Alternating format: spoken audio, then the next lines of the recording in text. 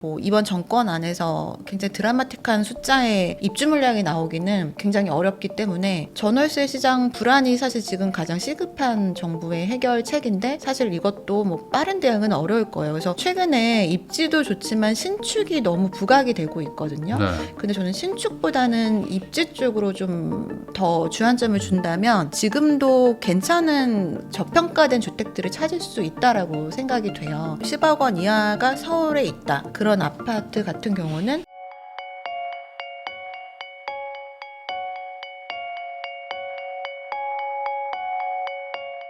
김여선 위원님하고 이야기 나누고 있는데요. 그러면은 이제 좀 실질적으로 그럼 이제 어떻게 해야 되냐라는 얘기를 한번 해보려고 하는데 네. 아까 그 대화 초반에 조금 기다려봐도 된다라고 얘기를 해주셨어요. 그러면은 얼마나 기다려야 됩니까? 라는 얘기가 분명히 나올 거란 말이죠. 네. 하반기 정도 아니면 좀 내년 상반기까지도 좀 지켜보자. 뭐 이 두 개 중에선 뭐가 더 맞다고 보세요? 일단은 하반기 정도? 그러니까 네. 조금 단기적으로 보고는 있습니다. 근데 이번 정권이 바뀌어서 사실 네. 정책이 아직 그 부동산 정식적인 정책은 발표 전이잖아요. 그렇죠. 뭐 공식적으로 얘기한 건 없어요, 네, 지금. 그리고 뭐 대출 규제 이거는 아니라고 얘기를 했으니까 그래서 거기에 따라서 좀 다를 것 같긴 한데요. 어쨌든 중요한 거는 수요 자체를 막기는 어려운 것 같아요. 우리가 여러 차례 경험한 것처럼 수요 억제는 단기 효과는 있지만 그게 다시 완화됐을 때 한꺼번에 용수철처럼 확 올라가잖아요. 그래서 그 다시 조금 이게 규제가 완화되는 시점이 왔을 때 다시 올라가고 반복인데 그게 보통은 반기마다 조금 다르게 최근까지는 나타났거든요. 그래서 정부 정책이 생각보다 그렇게 다른 방향성이 아니라고 판단이 된다라고 하면 하반기 때 다시 좀 더 움직일 가능성이 있을 것 같아요. 그러면은 이게 아마 금액에 따라서 나뉠 것 같긴 한데 예를 들어 뭐 10억 이하의 집을 살까 말까 고민하시는 분들 입장에서는 네. 뭐 대출 규제가 뭐 크게 영향을 많이 받았다는 느낌을 못 받는 분들도 있거든요. 네.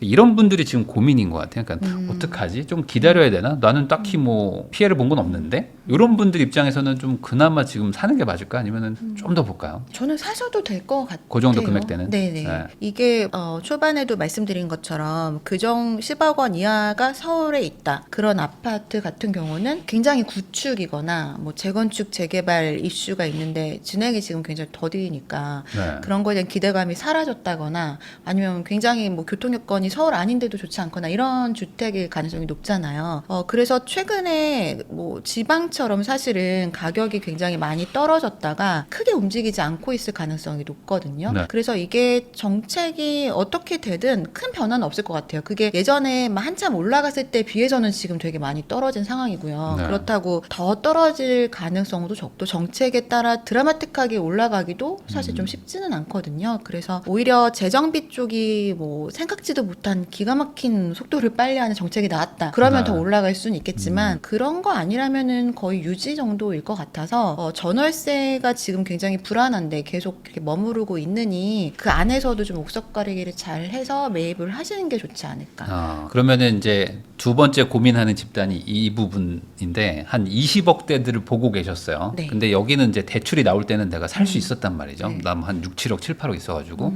근데 갑자기 지금 대출 규제가 탁 되면서 20억 보던 사람이 지금 한 12억짜리를 살까 말까까지 내려가 버리는 게 네, 있잖아요. 네. 그럼 이런 분들은 이제 현실적으로 나는 저 동네 살 마음이 없었는데 네. 지금 대출 규제 때문에 저거 사야 되는 상황이 됐잖아요. 이런 분들이 지금 아무것도 못 하고 있거든요. 그쵸. 이런 분들은 네. 어떻게 될까요? 그런 분들 중에서 오히려 막 분당이나 이런 쪽 보시는 분들도 계시고 네. 아예 다시 전세를 계약하시는 분들도 계시는데 저는 좀 기다려도 될 것 같다는 이런 생각이 분들은? 들어요. 네. 이 부분들은 사실 지금 금융규제 6월 27일 날 나왔고 지금 한 달이 안 됐는데 네.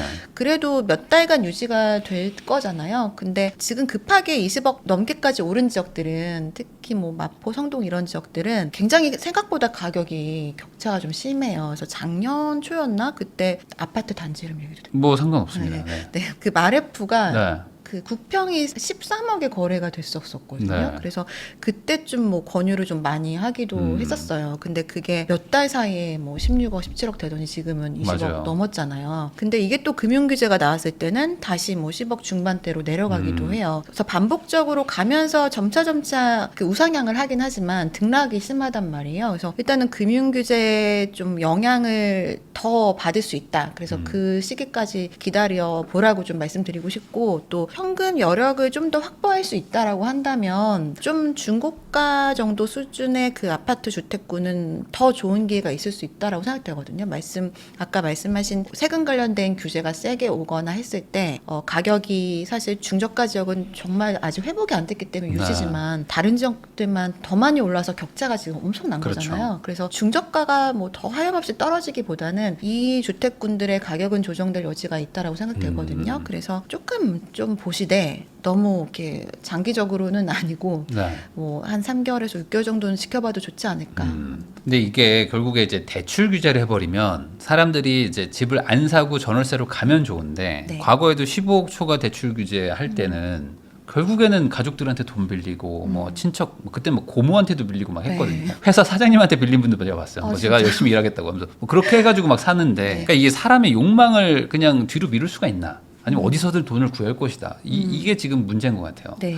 다들 좀 기다릴까요? 어떻게 보세요? 이게 결국에 사회 분위기가 또 중요할 것 같은데. 그렇죠. 제가 최근에 쓴 칼럼 중에서 거래량이 그 주택 가격의 선제 지표 역할을 했지만 네. 그렇지 않은 주택 시장도 생겨나고 있다라는 그런 주제로 쓴 게 있어요. 그래서 말씀하신 대로 그렇게 뭐 무리한 대출이나 뭐 자금을 확보해서 주택을 사시는 분들이 분명히 있기는 할 건데, 그런 분들은 사실 굉장히 좀 선호도 높은 지역들 위주로 거래를 할 가능성이 네. 높거든요. 그래서 그런 거래들이 한 건 뭐 몇 건만 있어도 그게 또 기준이 돼서 계속해서 그 지역이 올라갈 수 있고 이런 여지들은 있지만, 대다수의 사람들이라면 사실은 영끌, 또 우리가 뭐 하우스푸부터 영끌 여러 가지 사례들이 목격을 했고 집값도 전반적으로는 계속 침체이니까 그렇게 무리하기보다는 기다릴 가능성이 더 높다라고 생각이 되긴 해요. 그러니까 너무 조급하게 지금 생각할 네. 필요는 없다. 네, 그리고 좀 위험하기도 하고요. 어차피 나만 못 사는 게 아니라 다른 사람 다 못 사는 거잖아요. 지금 그쵸. 대출 규제니까. 예, 돈이 뭐 정말 많은 현금 여력이 많지 않다면 네. 못 사죠. 그러면 이 6억 규제는 좀 오래 가겠죠. 왜냐면 이거 한번 토호제처럼 풀면 올라간다라는 걸 네. 지금 정부도 모르지 않으니 네. 꽤 가겠네요. 그럴 6억 것 규제. 같아요. 제가 10억 초과 아파트 대출 금지가 네. 그 언제까지 갔는지를 몰랐더라고요. 그래서 이번에 6억 금지 나오고 그게 언제까지 했었지라고 찾아보니까 엄청 오래 갔어요. 3년을 했더라고요. 그래서 그게 이제 풀릴 때는 뭐 풀렸다 그 얘기는 안 하잖아요. 근데 6억 금지도 말씀하신 대로 그게 뭐 풀려버리면 다시 또 그 지역에 확 몰릴 수밖에 없어서 생각보단 오래 갈 것 같아요. 그 논문에 보면은 금융 관련 규제들은 평균 한 길어도 6개월 간다라고 하더라고요. 네. 이게 민간 대출을 규제하는 거라서 네. 민간에서도 대출을 해야 되니까 그게 어느 순간은 그래도 풀릴 수밖에 없다는데 6억 뭐 금액으로 하는 대출 금지 같은 경우에는 조금 다른 얘기인 것 같더라고요. 그러면은 이래나 저래나 너무 급하게 가지는 말자 정도. 그러면은 지금 상황에서도 결국에 뭐 아이 학교 때문이나 뭐 결혼 뭐 이런 것들 때문에 무조건 또 이동해야 되는 수요는 있잖아요. 물론 그런 분들이 전월세를 선택하실 수도 있지만 뭐 나는 집을 사고 싶다 하시는 분들은 이제 뭐 갈아타기를 하시거나 아니면 뭐 어떻게든 돈을 마련해서 집을 사시는데, 제일 지금 문제가 무주택이신 분들은 그냥 돈으로 사면 되는데 네. 1주택이신 분들은 이거 팔아야지만 돈이 생겨서 절로 간단 말이에요. 네. 근데 이제 다 같이 거래량이 줄어들어 버리니까 근데 우리 집을 팔고 가야 될지 뭐 우선 사놓고 뭐 이걸 팔아야 될지 뭐 이런 것들 고민하시는데 지금 1주택자들은 어떻게 해야 될까요? 근데 사놓고 팔면 6개월 안에 못 팔면 대출금을 뱉어내야 되니까 이게 현금이 있지 않은 이상은 네. 지금은 사실 그렇게 하면 안 되잖아요. 그래서 만약에 그런 경우라면은 팔고 가야지 지금은 안전한 건데 네. 그 갈아타기 문의가 진짜 많았잖아요. 주변에서 네. 상담을 진짜 많이 했는데 갈아타기 성공하신 분들은 대부분 뭐 당연한 얘기긴 하지만 저렴하게 파는 거죠. 예, 저렴하게라도 팔고 갈아타기에 그 성공하는 사람들이 사실 6억 대출금지 나오고 나서 굉장히 승리했다 이렇게 얘기를 하시더라고요. 네. 그래서 가능하신 분들이라면 갈아타기를 하시되 일단은 그 선 매각을 하시는 게 일단 중요하고 매수를 하는 집을 정말 잘 사시는 게 중요하죠. 당연한 얘기지만. 네. 그래서 싸게 판 만큼 싸게 사셔야 되기 때문에 이걸 좀 동시에 진행을 하셔야 될 것 같아요. 그래서 아직까지는 내 집은 싸게 팔 수 있는데 가고 싶은 동네 호가가 안 떨어졌어요가 아직까지 버전인 것 같더라고요. 네, 맞아요. 근데 이게 시간이 지나면은 조금 떨어질 수 있다는 게 네. 이제 위원님 말씀이시고 그러면은 결국에는 팔고 간다. 이거잖아요. 네. 그러면 1주택자들은 뭐 그렇게 하면 되는데 뭐 다주택자이신 분들은 지금 어떻게 해야 될까요? 그럼 예를 들어 다주택자이신 분들도 그 매각을 하는 그 추세이긴 하고요. 네. 근데 그분들도 마찬가지로 안 팔리거든요. 네. 그 가격을 내리질 않으니까. 어. 근데 좀 이렇게 가격을 조정해서라도 정리할 건 정리를 하는 게 좋지 않을까 싶고요. 최근에 일부 다주택자분들은 이제 정말 저가로 많이 매각하시거나 주택을 정리하시고 가장 좀 살고 싶은 한 채로 이동하시는 경우들도 있더라고요. 마찬가지로 1주택자랑 마찬가지로 지금 이제 주택 한 채가 그냥 올라간다라기보다도 내 노후를 보장한다까지 이어지고 있으니까 그냥 빌딩 한 채 사느니 뭐 소위 굉장히 뭐 가장 좋다는 아파트 몇 개 있잖아요. 네. 그런 데들을 뭐 거의 100억 가까운 금액 주고 사기 위해서 주택들을 정리를 하시는 경우들도 있으세요. 근데 그게 꼭 정답은 아니기는 하지만 다주택자들 분명히 종부세 이전보다 훨씬 많이 나올 가능성이 높고 지금까지 2, 3년을 안 팔리는 주택이라면 앞으로 2, 3년도 팔기 어려울 가능성이 높거든요. 그래서 네. 그럴 바엔 그냥 빨리 정리할 수 있도록 좀 하시고 현금을 보유해 놓는 게 좋으실 것 같아요. 지금 정부에서도 사실 부동산은 좀 이렇게 투자해서 배제시키고 주식 쪽을 부양하는 네, 네. 분위기잖아요. 그리고 주택 시장도 그렇게 되면 가격 조정됐을 때 더 좋은 또 기회는 있을 수 있기 때문에 현금화를 많이 하는 게 중요해 보이거든요. 그래서 당장에 뭔가 묘안이 없다라고 한다면 좀 빨리 매각을 해서 현금으로 일단 좀 가지고 계시면서 기회를 보시는 게 좋을 것 같습니다. 다주택자이신 분들 중에 좋은 아파트 여러 채 가지고 있는 것보다 보통은 이제 본인 살만한 좋은 집 하나 나머지는 아주 안 좋은 아파트거나 뭐 빌라나 오피스텔 뭐 네, 여러 개 네. 가지고 있는 분들 있잖아요. 네. 그런 분들이 진짜 골치를 아파가지고 팔아보려고 열심히 했는데 잘 안 됐는데 네. 이분들이 지금 희망을 가지고 있는 게 빌라나 오피스텔 소위 말하는 비아파트 시장을 살려주지 않겠냐 공급 네. 대책으로. 그래서 뭐 예를 들어 뭐 오피스텔은 뭐 주거 뭐 주택에서 빼준다든지 뭐 일종의 그러니까 세금 감면 같은 것들이 막 생기는 거죠.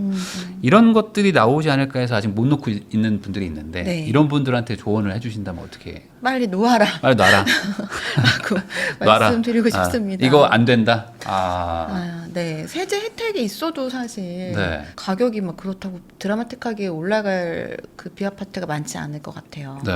지금 비아파트 시장은 뭐 갖고 계신 분들한테는 굉장히 죄송스럽지만 아직까지 청년들 상담하다 보면 전세 사기 그게 생각보다 굉장히 오래 가고 있고 그게 전세 기능을 제대로 하지 못하니까 당연히 매매도 안 좋을 수밖에 없고 매매 시장도 네. 그리고 이제 뭐 팔린다 하더라도 사실 이게 수익형 상품이다 보니 오피스텔 같은 경우는 그래서 수익률을 보고 매입하시는 경우가 많잖아요. 거주 목적보다는. 네. 근데 그만큼 또 월세가 막 나오지는 않기 때문에 팔 수 있을 가격에 그냥 빨리 파는 게 더 좋은 것 같아요. 이게 또 매물도 굉장히 많더라고요, 대부분. 네. 빌라 쪽은 네. 사실 이제 뭐 재개발에 뭐 관련돼 있으면은 뭐 이제 별도의 상품으로 치지만 뭐 재개발도 상관없는 그냥 빌라 네. 이런 데가 진짜 지금 최악의 분위기들이 네. 많더라고요. 네. 그래서 팔고 싶어도 안 팔린다 이런 얘기 하시는 분들 진짜 많거든요. 팔고 싶어도 못 판다. 맞아요. 그래도 그냥 더 낮춰서 근데 낮춰도 사실 네, 거의 전세값에 맞춰서 파는데도 안 그래도 돼도 안 돼요. 예, 네. 그러니까 이거 어떻게 처리를 하냐 그러니까. 이런 얘기들이 많이 나오는데 그러다 보니까 이제 빌라 공급도 요즘에 안 되거든요. 그러니까 네. 뭐 팔리지도 않는데 누가 분양을 받겠냐 해서 네. 지금 빌라 공급도 안 되는데 네. 정부가 어쨌든 대단지 아파트는 오래 걸리니 빌라나 오피스텔로 어쨌든 단기 공급을 하겠다. 요 정책 안 될까요? 요거. 이거를 좀 해줘야 될 것 같아요. 네. 비아파트를 이미 지금 나와 있는 비아파트들도 너무나 지금 어떻게 해야 될지 모르고 전략이 없고 그리고 그러다 보니까 신축도 안 나오잖아요. 네. 그래서 그 임대사업자들 혜택을 줄 때 지금 뭐 준다고 얘기한 적은 없긴 하지만 네. 좀 필요하다라고 보여지거든요. 그게 무작정 뭐 세제 혜택을 파격적으로 주면 또 이걸 악용하는 상황들이 생기니까 비아파트 갖고 있는 것들을 전세금을 좀 보장해 줄 수 있도록 정부에서 네. 뭔가 장치를 해주고 거기가 비선호되는 이유가 말씀하신 대로 재개발이 아니면 애매한 그런 구축 빌라들은 주거의 질이 너무나 떨어지잖아요. 그래서 네. 주거의 품질에 따른 인센티브를 뭐 주거나 또 정부에서 거기에 부족한 커뮤니티들을 좀 다른 방식으로 해결해 주거나 뭐 이런 지원책이 좀 같이 필요할 것 같고, 그리고 매입형 임대주택 이런 것들 빌라 매입해서 하는 경우들이 좀 있거든요. 그래서 그런 것들을 정부에서 좀 적극적으로 해주면 팔려고 내놓은 분들이 민간한테 팔지 못하는 거를 국가에 좀 팔 수 국가에서 있으니까. 팔고 예. 예전에도 이제 그런 것들을 한다곤 했는데 이게 가격을 잘 안 쳐주는 건지 아니면 매도자분들도 이 가격에 못 판다라는 건지 이게 잘 진행이 안 되더라고요. 그러니까 근데 지금은 매도자들이 조금은 자세가 달라지지 않았을까 이제는 싶습니다. 더 이상은 못 버티겠다. 이제 네. 팔고 싶다. 사실 이런 것들을 이제 공공에서 사주면 네. 사실 팔겠다고 말하는 분들이 많긴 많아요.